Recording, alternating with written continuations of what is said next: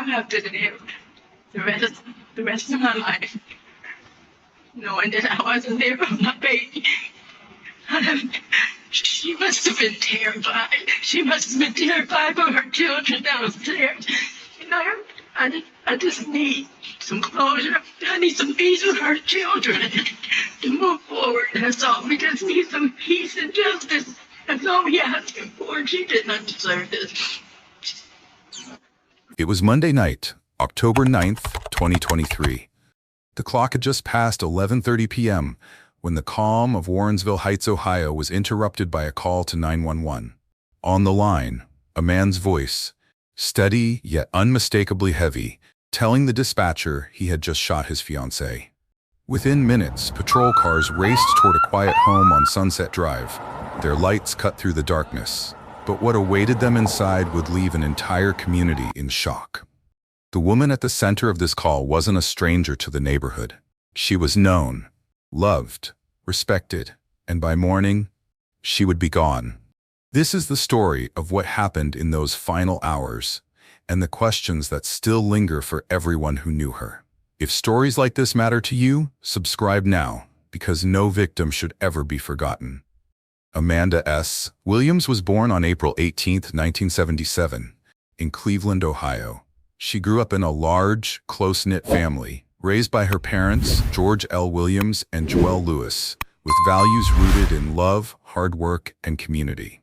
From an early age, she was known for her ambition and determination, qualities that would follow her throughout her life. In 1995, she graduated from Shaw High School, already showing signs of the focus and drive that would define her future. She went on to earn a Bachelor of Science degree from Cleveland State University, building a foundation for the career and business ventures she would later pursue.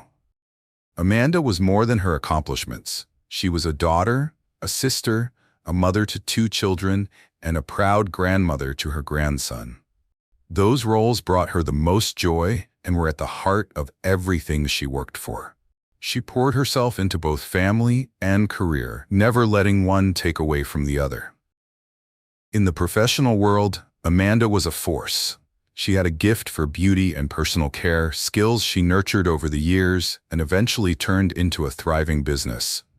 She owned Alamode Styles, a salon located in University Heights, and it quickly became known not just for quality service, but for the energy and warmth she brought to everyone who walked through the door. Amanda wasn't content to stop there. She expanded into her own line of hair care products, designed to help women maintain healthy, beautiful hair. Clients and colleagues admired her work ethic, her vision, and the way she elevated others in her industry. Beyond her business, Amanda was a familiar face in her community. She used her platform to inspire others, often sharing motivational messages online, encouraging people to push forward despite life's challenges. On social media, she was vibrant and engaging, posting tips, celebrating milestones, and showing glimpses of the life she was building. Her followers weren't just customers. Many felt like friends, connected by her genuine personality. When news of her death broke, it was felt deeply across Cleveland and beyond. Tributes poured in from friends, clients, and people who had never met her in person but had been touched by her words. Advocacy groups dedicated to protecting and uplifting Black women spoke her name, using her story to raise awareness about the urgent need for resources and support for women in unsafe situations. Amanda's life was proof that one person could leave an impact far beyond their immediate circle, and the grief that followed her loss was a reflection of just how far her influence reached. His name was Terrell Edwards. For more than 6 years, he and Amanda shared a life together in their home in Warrensville Heights, Ohio. In his early 40s, Edwards worked in the healthcare sector and picked up extra shifts driving for Walmart. To those who followed their lives online, they seemed deeply connected, posting photos from birthdays, romantic dinners, and trips that spoke of a couple in love. Those close to them say that after years together, Edwards decided it was time to make their commitment official. Surrounded by family and friends, he proposed, and Amanda said yes. Her face lit up, the room erupted in applause, and for those there, It felt like the start of a new chapter. But prosecutors would later allege that the reality of their relationship was far more complicated. They told the court that behind the smiles and celebrations was growing conflict. Friends have said the couple attended counseling in an attempt to work through their differences. Family members have claimed there was a history of abuse, pointing to a past arrest in 2019 and a restraining order in 2020 involving another woman. These claims were never introduced as evidence in court, but they remain part of the conversation about this case. What the public saw on social media, a love story filled with milestones and laughter, stood in sharp contrast to the troubled relationship described in the courtroom. That contrast would soon become impossible to ignore. It was late on Monday night, October 9th, 2023. The time was just past 11:30 p.m. when a call came into the 911 dispatch center in Warrensville Heights, Ohio. On the line was a man who identified himself as Terrell Edwards. His words were direct and heavy. He told the dispatcher that he had just shot his fiancée. That admission set officers into motion. Patrol units were immediately dispatched to the address on Sunset Drive. The neighborhood was quiet, streetlights casting pools of light onto still sidewalks, until the sudden burst of sirens cut through the air. When officers arrived, they entered the residence and found a devastating scene.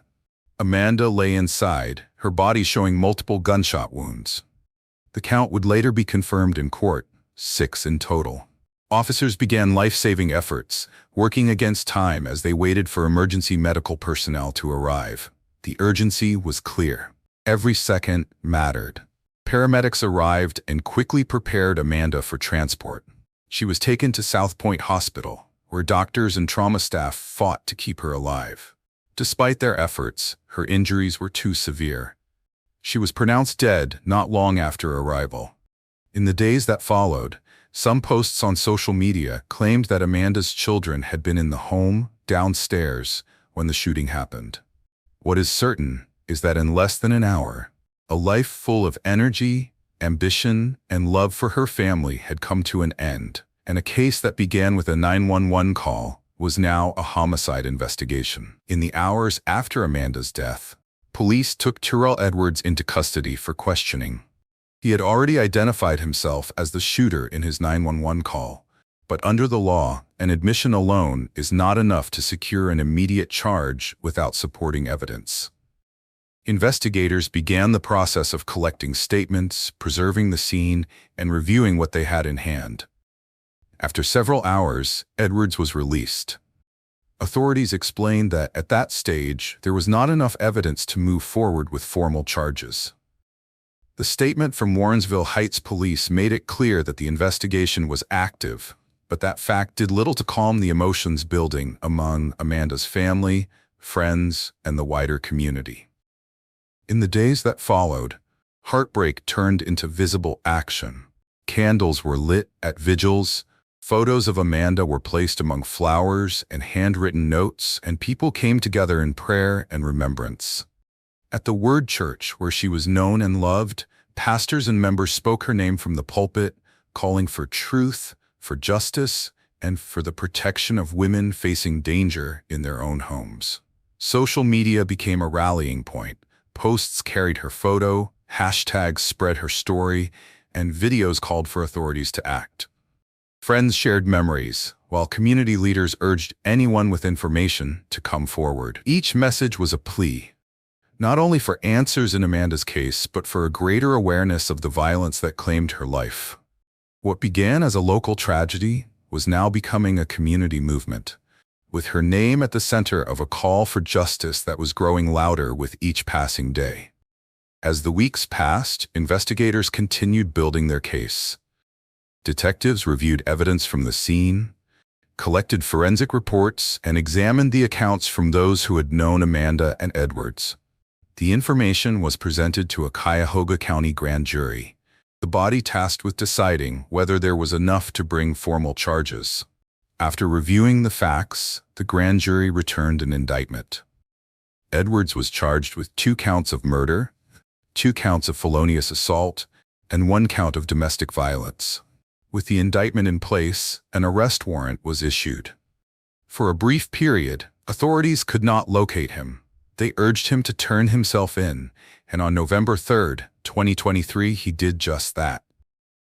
Edwards walked into police custody where the charges were formally served. The court set his bond at $1 million, reflecting the seriousness of the allegations and the nature of the crime. For Amanda's family and the community that had been waiting for movement in the case, the indictment and arrest marked a turning point. It was the first step toward a trial, and for many, it signaled that the justice system was finally beginning to address what had happened on that October night. In early 2024, the case of State of Ohio versus Terrell Edwards was called to trial in Cuyahoga County. The courtroom was filled. Family members on both sides, friends, supporters, and members of the public who had followed every development since that October night. As proceedings began, the prosecution outlined their case to the jury. They argued that Edwards had intentionally shot and killed Amanda Williams inside their Warrensville Heights home. They said the evidence would show that this was not an accident, nor an act of self-preservation, but a deliberate act carried out during an argument. They pointed to the number of shots fired, 6 in total, and the location of her injuries as indicators of intent. The defense countered with a starkly different account. They told jurors that Edwards acted in self-defense during a confrontation with Amanda, claiming that he believed his life was in danger. They said the events unfolded quickly and that Edwards reacted out of fear, not anger. Each side promised the jury they would hear evidence and testimony to support their version of what happened in the minutes before the shooting. The stage was set for a trial that would place the couple's final moments under intense scrutiny, with 12 jurors tasked with deciding which account they believed beyond a reasonable doubt. The first witness for the prosecution was Dr. Elizabeth Mooney, a deputy medical examiner for Cuyahoga County. She told the jury that Amanda Williams died from multiple gunshot wounds, 6 in total, and that the manner of death was homicide. She detailed the location of each wound, explaining how the pattern and number of shots were consistent with a sustained act of gunfire, rather than a single defensive reaction. Jurors listened as the clinical facts were laid out, each wound documented in her report. The prosecution then moved to what they considered one of the most critical pieces of evidence in the case: video recorded on Edwards' own phone on the night of the shooting. In court, the footage was played. Prosecutors described it as showing Amanda holding a knife at one point, but then setting it down. They told the jury that after the knife was placed down, she did not make an aggressive move toward Edwards, and yet he reached for a gun and fired. They emphasized that there was no verbal warning, no call for her to stop, no indication that he attempted to leave the room before shooting. The defense offered a different interpretation of that same footage. They said the video showed Amanda behaving in a threatening way, moving toward Edwards in a manner that made him fear for his safety. They argued that in that moment, he believed he had no choice but to defend himself. These descriptions came directly from each side's presentation in court. The exact sequence of Amanda's movements, the timing, her position in relation to Edwards, were matters of dispute. While community accounts outside the courtroom have described lunging or moving toward the front of the bed, those specific actions were not confirmed in the trial transcripts we reviewed and can only be stated here as claims from each side. The jury was left to weigh the same images and sounds to decide whether what they saw in that video was a man acting out of fear or out of intent. On March 4, 2024, after days of testimony, evidence, and closing arguments, the jury returned to the courtroom. The atmosphere was heavy, every eye fixed on the foreperson as the verdicts were read. Guilty of murder on 2 counts, guilty of felonious assault on 2 counts, guilty of domestic violence, not guilty of aggravated murder. Each decision was recorded one by one, the legal language cutting through the silence. The acquittal on the aggravated murder charge meant the jury did not find premeditation beyond a reasonable doubt. but the convictions still carried the most serious penalties under the law. The case moved to sentencing before Judge Daniel Gall. In that hearing, the court reviewed the counts, merging them where required by law, and applied the firearms specifications attached to the charges. Edwards was sentenced to life in prison with the possibility of parole only after serving 24 years. That minimum was set by combining the base sentence with the mandatory firearm enhancements, 3 separate 3-year terms to be served consecutively before parole eligibility could even be considered. For Amanda's loved ones, the words life in prison carried weight, but they also understood it did not mean life without the possibility of release. Still, it was the harshest outcome available under the circumstances, and it closed one chapter in a case that had begun with a single phone call on a quiet October night. On February 28, 2025, the case returned to the courtroom, this time at the 8th District Court of Appeals. Terrell Edwards had challenged his convictions and sentence, seeking to overturn the outcome of the trial. His legal team argued points of law, questioning aspects of the proceedings, while the state defended the verdict and the sentence imposed.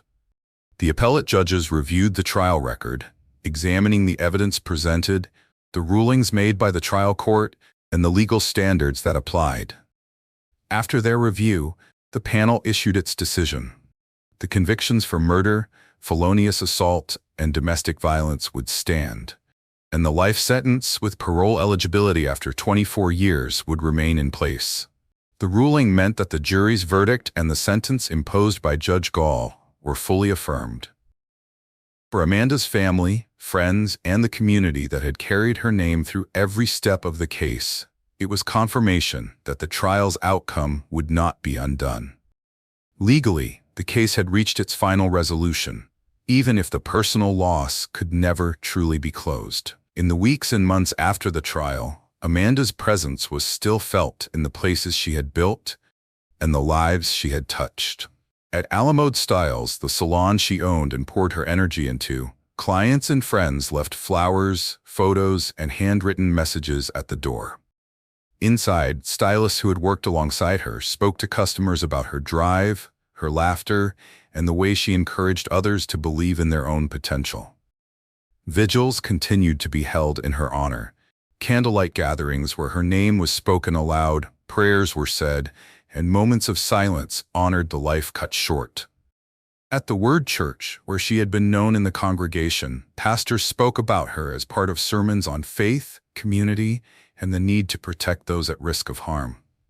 Advocacy groups in Ohio used Amanda's story as a rallying point, connecting her case to broader conversations about domestic violence and the urgent need for resources for women in dangerous relationships. Her name appeared in social media posts tied to campaigns for stronger protections, and her story was told at community events focused on prevention and awareness.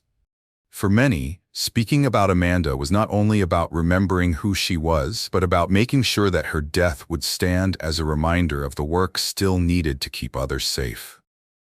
Amanda's story is a painful reminder that domestic violence can exist behind even the most public smiles. It can be hidden in plain sight, felt most deeply in private moments, and it often escalates before anyone on the outside realizes the danger.